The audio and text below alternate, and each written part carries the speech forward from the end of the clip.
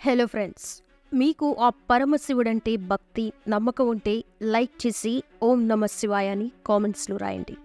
Friends, ఈ దేశంలో ఆ శివుడికి సంబంధించిన ఎన్నో టెంపుల్స్ ఉన్నాయి. అలా శివుడి ఆలయం ఉన్న ప్రతి చోట ఏదో ఒక రహస్యం ఉండే ఉంటుంది.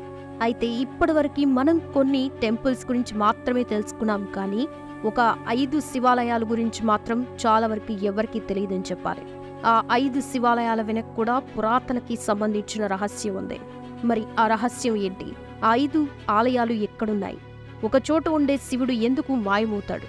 అక్కడ ఉండే శివలింగం రోజుకి 3 సార్లు రంగులు మారుతుందా అనే విషయాలు తెలిస్తే మాత్రం మీరు ఆశ్చర్యపోతారు. సో వీడియోని స్కిప్ చేయకుండా ఎండ్ వరకు చూడండి, ఆ శివుడి మీద మీకు నమ్మకం ఉంటే. 1 స్తంభేశ్వర్ మహాదేవ్ మందిర్. ఈ ఆలయం అరేబియా సముద్ర తీరంలో ఉంది. 150 సంవత్సరాల ముందు కనుగొన్న ఈ దేవాలయం యొక్క వివరాలు శివ పురాణాల్లోని రుద్ర సంహితలో ఉంటాయి. ఈ దేవాలయంలో లింగ రూపధారి అయిన శివుడి యొక్క ఆకారం 4 అడుగుల ఎత్తు మరియు 2 అడుగుల వ్యాసంతో ఉంటుంది. ఇక ఈ ఆలయం వచ్చేసి రోజులో 2 సార్లు మాయమవుతుంది. ఉదయం మరియు సాయంకాలం కొద్దిసేపటి వరకు కనిపించదట, కానీ మరికొద్ది క్షణాల తర్వాత మళ్ళీ తిరిగి ప్రత్యక్షమవుతుంది. కారణం అలలు. సముద్రపు అలలు ఈ దేవాలయాన్ని ముంచేస్తాయి. అందుకు ఈ దేవాలయంలోని శివుడి భక్తులు అలలు శాంతించినప్పుడు మాత్రమే దర్శించుకోవాల్సి ఉంటుంది. అక్కడ ఎత్తైన అలలు శివలింగాన్ని పూర్తిగా నీళ్ళల్లో ముంచేస్తాయి. ఇక ఈ ప్రక్రియ చాలా సంవత్సరాలుగా జరుగుతూ వస్తోంది. ఇక్కడికి వచ్చే భక్తులు జాగ్రత్త కోసం అలలు వచ్చే సమయాన్ని బోర్డు పెట్టి సూచిస్తారు ఆలయ అధికారులు. ఆ సమయంలో ఎవరు కూడా ఆలయానికి వెళ్ళకూడదు. అయితే ఈ దేవాలయం గురించి ఒక కథ పురాణంలో ఉంది. అదేంటంటే, తారకాసురుడు అని పేరుగల ఒక రాక్షసుడు శివుని కోసం కఠోరమైన తపస్సు చేస్తాడు. ఆ తపస్సు చూసి ప్రసన్నుడైన శివుడు ప్రత్యక్షమై వరాన్ని కోరుకోమంటాడు. అప్పుడు తారకాసురుడు, నా యొక్క చావు నీ కుమారుడు చేతిలో మాత్రమే ఉండాలి, అది కూడా అతని వయస్సు కేవలం 6 రోజులు అయినప్పుడు మాత్రమే అని కోరుకుంటాడు. దానికి శివుడు తదాస్తు అని చెప్పి అదృశ్యమైపోతాడు. ఇక ఆ వరం లభించడంతోనే తారకాసురుడు ముల్లోకాలని బాధపెట్టడం మొదలు పెడతాడు. దాంతో దేవతలందరూ భయపడి శివుడి దగ్గరికి వెళ్తారు. దాంతో తారకాసురుడు చేసే ఆ కృత్యాలు చూసి కోపమైన శివుడు తన శక్తితో శ్వేత పర్వతం కొలంలో నుంచి 6 తలలు, 4 కళ్ళు మరియు 12 చేతులు గల ఒక కుమారుణ్ణి పుట్టిస్తాడు. అతని పేరే కార్తికేయుడు. అలా కార్తికేయుడు 6 రోజుల వయసులోనే తారకాసురుణ్ణి చంపేస్తాడు.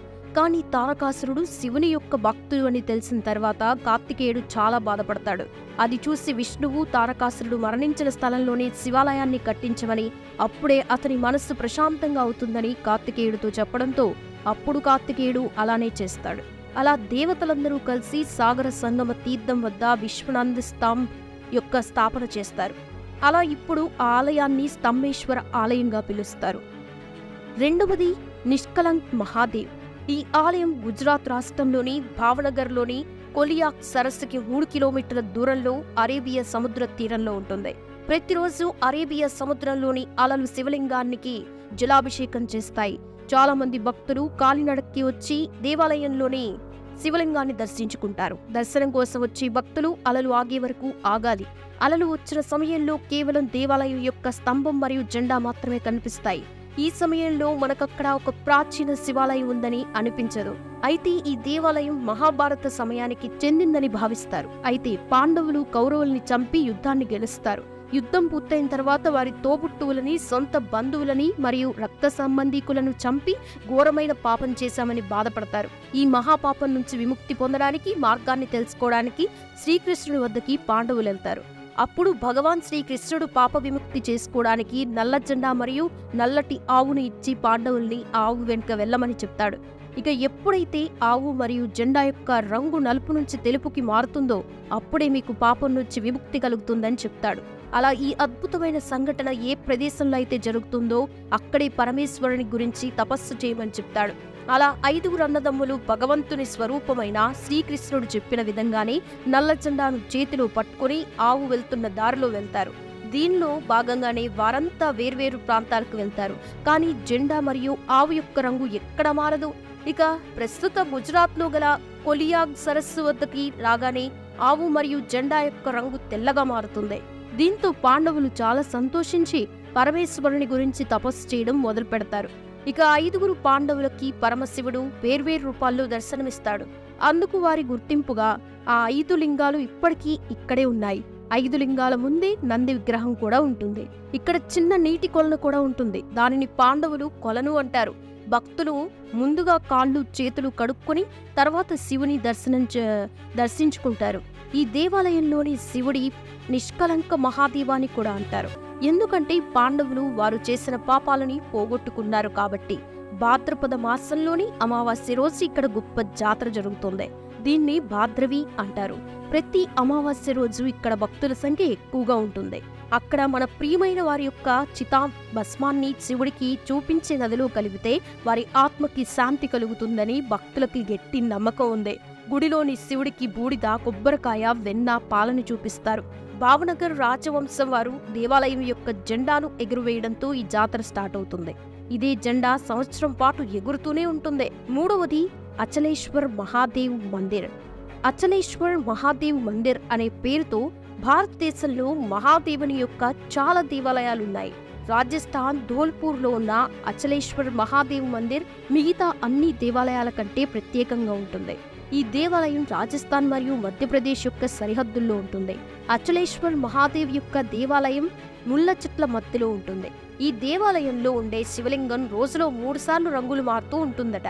ఉదయం ఎర్రగా, మధ్యాహ్నం కుంకుమ పువ్వు, సాయంకాలం సమయంలో ముదురు రంగులో కనిపిస్తుంది. ఇలా రంగులు మారడం వెనుక ఉన్న రహస్యం ఇప్పటివరకు ఎవరికీ తెలియదు. ఈ దేవాలయం కూడా చాలా పురాతనమైంది. ఇప్పటికీ ఈ ప్రాంతం ఒకప్పుడు బందిపోట్ల వల్ల చాలా పేరుగాంచింది. అందువల్ల ఇక్కడికి తక్కువ మంది భక్తులు వచ్చేవారు. ఇక్కడికి చేరడానికి ఉన్న దారి కూడా చాలా కఠినంగా ఉండేది. అందువల్లే భక్తుల సంఖ్య తక్కువగా ఉండేది. కానీ దేవాలయం గురించి తెలిసే కొద్దీ ఇక్కడికి వచ్చే భక్తుల సంఖ్య కూడా పెరుగుతూ వచ్చింది.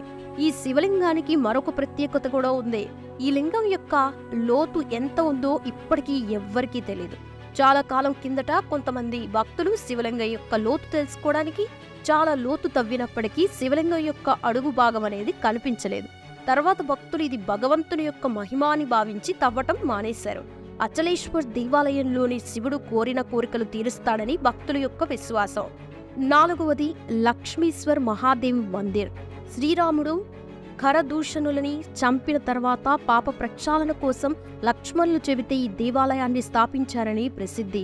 లక్ష్మీశ్వర ఆలయంలోని గర్భగుడిలో గల శివలింగాన్ని స్వయంగా లక్ష్మణుడే ప్రతిష్ఠించాడని చెప్తారు. ఈ శివలింగానికి 1,00,000 రంధ్రాలున్నాయి. అందుకే లక్షలింగ్ అని పిలుస్తారు. 1,00,000 రంధ్రాల్లో ఒక రంధ్రం పాతాళంలో సంబంధం ఉంటుందని చెప్తారు. దీనిలో ఎంత నీరు తెచ్చిపోసినా ఆ నీరు అందులోకి పోతుందే తప్ప బయటికి రాదు. మరో రంధ్రం అక్షయ కుండని అంటారు. ఎందుకంటే ఇందులో ఎప్పటికీ నీరుంటుంది. లక్షలింగంపై పోసిన నీరు దేవాలయానికి వెనగ్గల కొలంలోకి వెళ్తుందని నమ్మకం. ఎందుకంటే కొలను ఎప్పుడు ఇంకిపోలేదు, ఎండిపోలేదు. లక్షలింగం భూమి నుంచి 30 అడుగుల ఎత్తులో ఉంటుంది. అందుకే దీన్ని స్వయంభూ అని కూడా అంటారు. 5వది బిజ్లీ మహాదేవ్ మందిర్. భగవాన్ శివుడి యొక్క ప్రత్యేకమైన దేవాలయాల్లో ఇది కూడా ఒకటి. ఇది హిమాచల్ ప్రదేశ్లోని కులులో ఉంది. కులు యొక్క చరిత్ర గురించి ఒక కథ చెప్తారు. కులు పట్టణంలో వ్యాస మరియు పార్వతీ నది సంగమ స్థానంలో గల ఒక ఎత్తైన పర్వతం పైన పురాతనమైన బిజ్లీ మహాదేవ్ మందిర్ ఉంది. కులు యొక్క లోయ అనేది పెద్ద పాము రూపంలో ఉండేది అని, ఈ పామును శంకరుడు వధించారని ఇక్కడి వారి నమ్మకం. ఎప్పుడైతే శివలింగం ఉందో అక్కడ ప్రతి 12 సంవత్సరాలకు ఒకసారి ఆకాశం నుండి భయంకరమైన మెరుపు పడి శివలింగం ముక్కలవుతుందట. ఇక్కడి పూజారి విరిగిన శివలింగం ముక్కల్ని జమ చేసి వెన్నతో జత చేస్తాడు. తర్వాత కొద్దిసేపటికి శివలింగం తిరిగి పాత రూపంలోకి పరివర్తనం చెందుతుంది. ఇది నిజంగా అద్భుతమనే చెప్పాలి. చూశారుగా ఫ్రెండ్స్, మరి ఆ శివుడి లీల గురించి మీరు విన్న తర్వాత మీకేమనిపించింది అనేది కామెంట్స్లో తెలపండి. ఓం నమ శివాయ అని కామెంట్ చేయడం మర్చిపోవద్దు. అలాగే వీడియో నచ్చితే లైక్ చేసి షేర్ చేయండి. మరిన్ని ఇంట్రెస్టింగ్ వీడియోస్ కోసం మా ఛానల్ని సబ్స్క్రైబ్ చేసుకోండి. మరో ఇంట్రెస్టింగ్ సూపర్ డూపర్ వీడియోతో మీ ముందుంటాను next time. Thanks for watching this video.